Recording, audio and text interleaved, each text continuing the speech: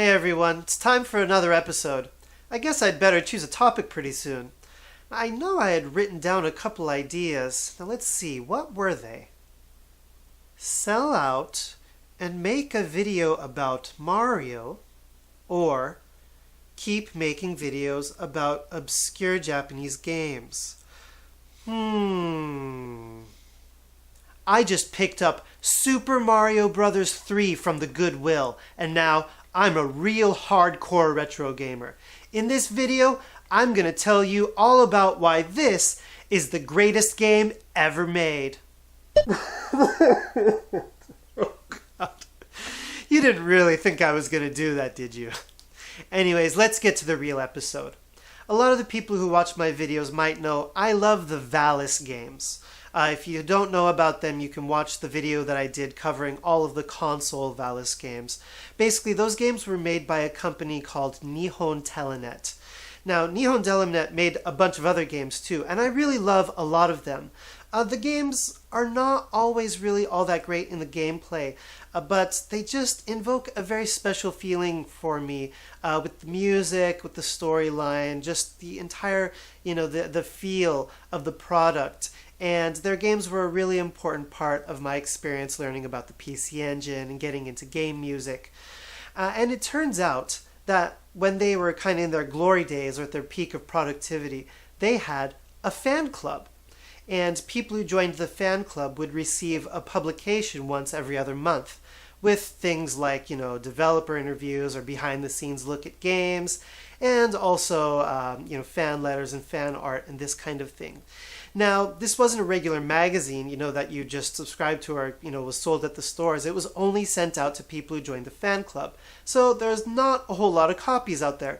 And nowadays, it's extremely hard to find any of them. I mean, even one popping up on an auction site, is a big deal. And your good friend, Ultra Healthy Video Game Nerd, just happened to find a set of not 3, not 5, 12 issues of User's Gallery, the Nihon Telenet fan club publication, was being sold on Mercari in Japan. Apparently, it had just been sitting there for a few months. I couldn't believe that no one had bought it, so I snatched them up. This is a really amazing find for me. This is definitely my biggest find since Hong Kong 97. And for other people who share my love for the Valis games and for all the other games made by Telenet like Gaia-Rez, Wolf Team's games, I want to kind of show off a few interesting things that I found in some of them. So we are going deeper and deeper and deeper into the obscure games. I mean, this is about as far away as from Mario as you could get. But I would really like to show off a few really cool things that I found inside some of these. First of all, in volume 18, they spent a couple pages talking about how ridiculous the Western box art is for their own games. Apparently, Telenet didn't really have any say on what would happen to the box art for their games when it went overseas. And a lot of people probably know about how unfortunate some of the renovation box art is on the Sega Genesis games. I actually really like some of it, but others are definitely a little bit different from the Japanese originals. And in here, they took some pictures from GamePro magazine. If you take a look, and it shows Valis and Glames redrawn, and it just looks so westernized and ridiculous.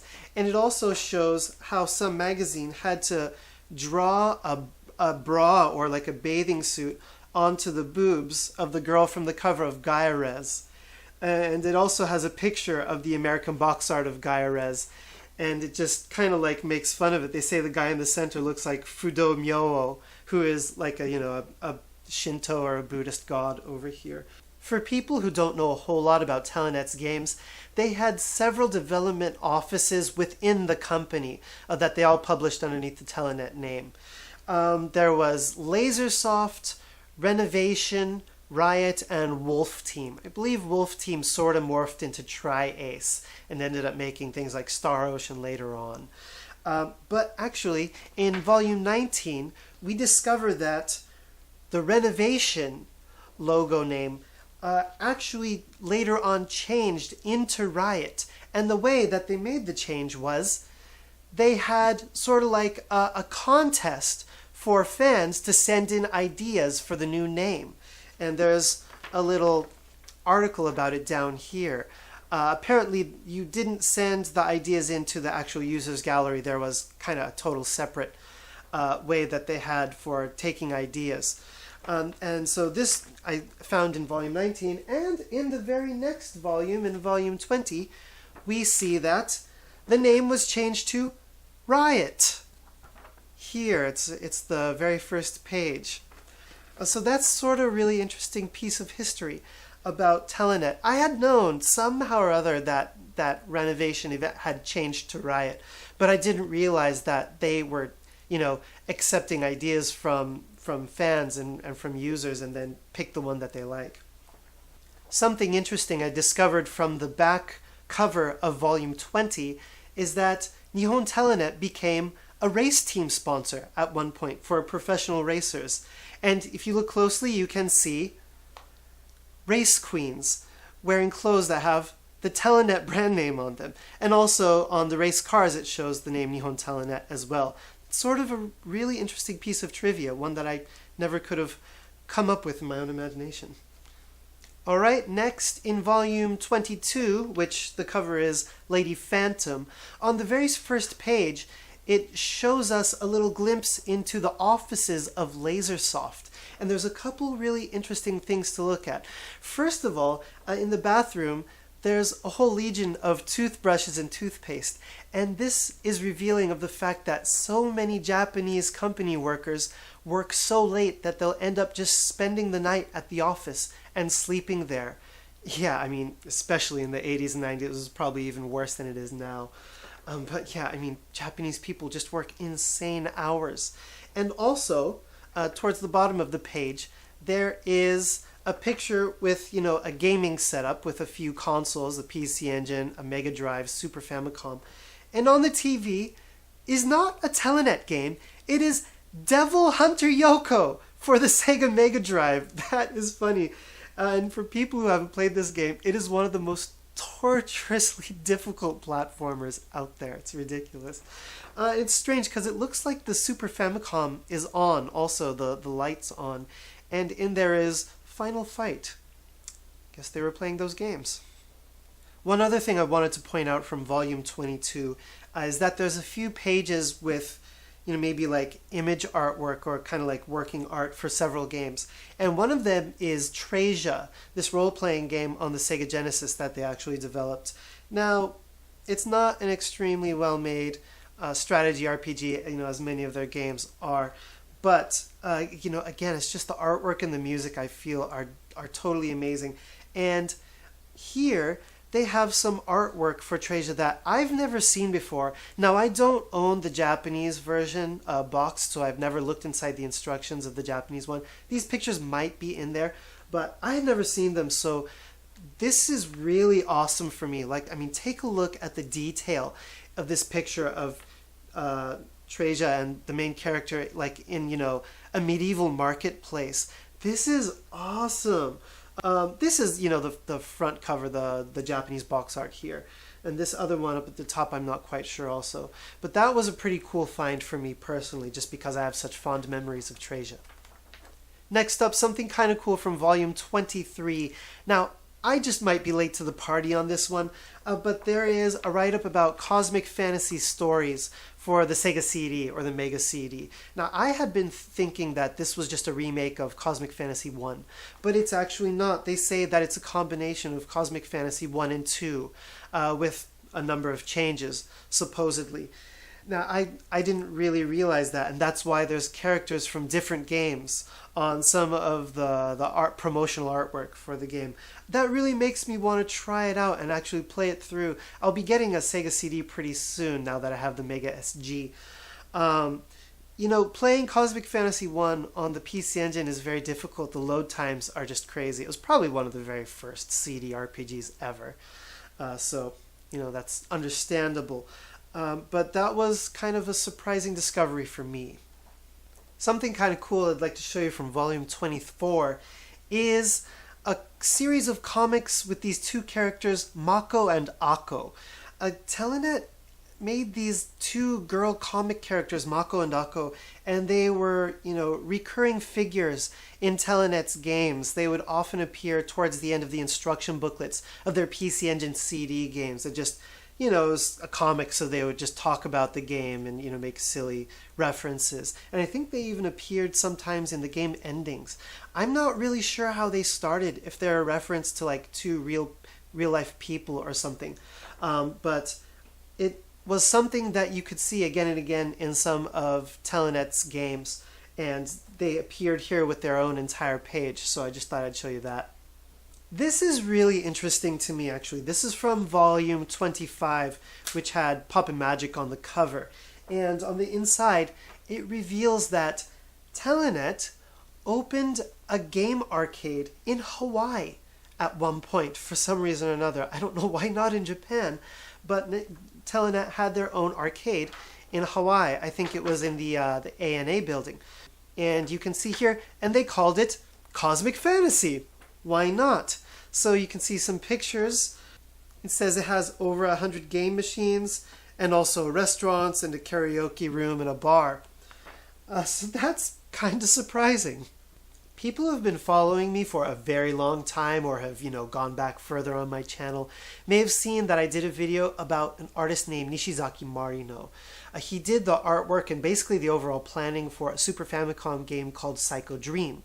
Now, the Psycho Dream was made by Nihon Telenet. It was under the Riot Group. And it was, this person, Nishizaki Marino, he was like an underground illustrator. His drawings are like so ethereal. I absolutely love them. And I learned about him from Psycho Dream. And naturally, there's a couple write-ups about Psycho Dream in some of these. And in volume 26, there's a short write-up about Psycho Dream. And there's a picture, I think, of Maria from the game that I don't believe appears in the instruction booklet. And also, there's a short little blurb from one of the developers simply calling himself Nishi. Now, it's possible that there was a person named Nishi, but that could just be an abbreviation of Nishizaki Marino. So this might have been directly from him. Now, this is sort of a mystery to me.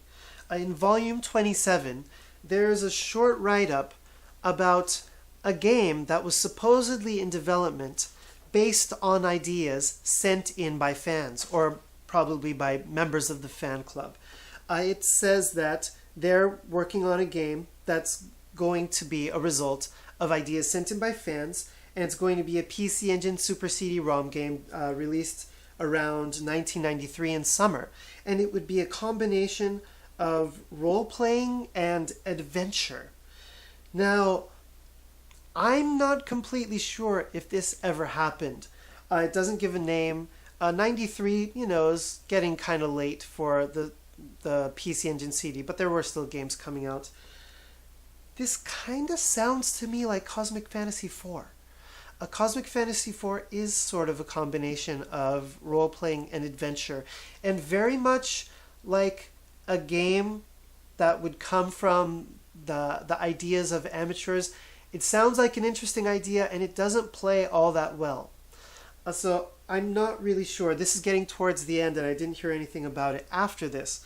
But that's a really cool prospect, that Telenet was going to make a game, based on the ideas of their fans. And finally, from the same issue, there is another write-up about Psycho Dream, probably because it was just about to come out. And again, I think there's some artwork that did not appear in the instruction booklet or anywhere else. This picture is a zoomed out image from the instructions, so you can see more of it. But this, with both of the main characters, I don't believe I've ever seen this before. So that's very precious to me, to have more color artwork by Nishizaki Marino, considering how much I love his art. So obviously I could go, on and on about, all the weird little stuff I discovered in these magazines. I can't talk too long. The last thing I want to mention is that I said, every issue has, letters to the editor from the fans and fan artwork. So they had this system where they were assigning points for people's letters and fan art, it looks completely arbitrary how many points each thing got. But basically, they would keep track of who had how many points, and then at the end of each year, they would award prizes to the people with the most points. So the issue that came out in January would then show what prizes they were giving out. So you can see some of the prizes that they gave to the people who got the most points. Some of it is, Telenet goods, like games, or you can see there's a Cosmic Fantasy 3 clock, a wall clock. So somebody out there has those. A lot of it, is just kind of common household appliances and that sort of thing. It would be kind of disappointing to get a hair curler for doing all that work.